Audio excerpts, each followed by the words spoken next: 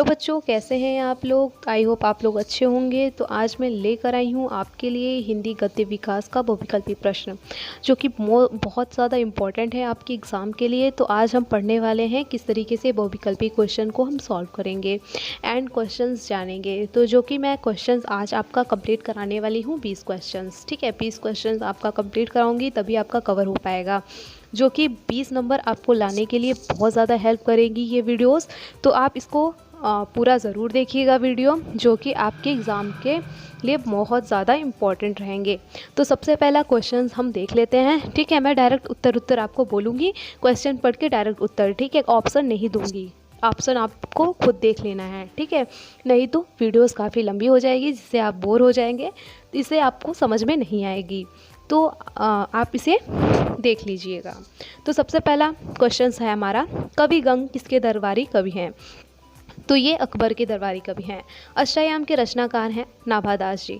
ठीक है, हिंदी के प्रथम डायरी के लेखक हैं नरदेव शास्त्री वेदतीर्थ। भगवती उपन्यास के लेखक हैं तो ये श्रद्धाराम फुलौरी हैं। फिर राजा भोज का सपना रचना है तो राजा शिवप्रसाद सितारे हिंद जी हैं।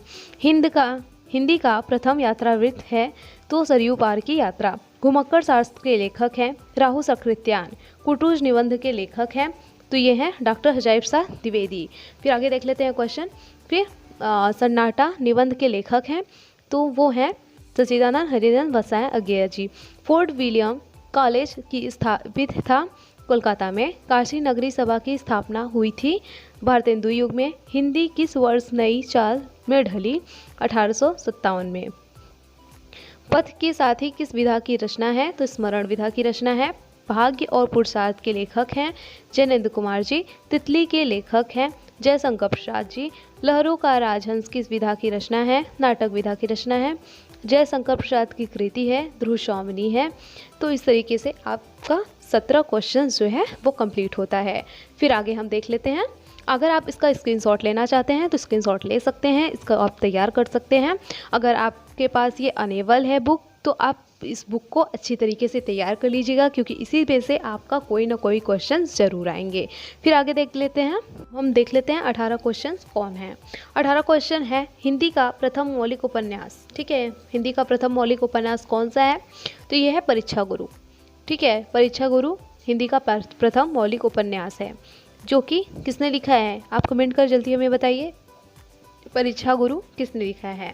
फिर हिंदी के प्रथम मौलिक कहानी इंदुमती। ठीक है, इंदुमती के लेखक कौन है ये भी आप हमें कमेंट करके ज़रूर बताइएगा। अस्क उपनाम है, अस्क उपनाम किसका है? उपेंद्रनाथ अस्क का। ठीक है, त्यागपत्र के रचनाकार हैं जयनेंद्र कुमार जी। इंदुमती किस लेखक की रचना है? किशोरीलाल गोस्वामी द्वारा लिखा गया है।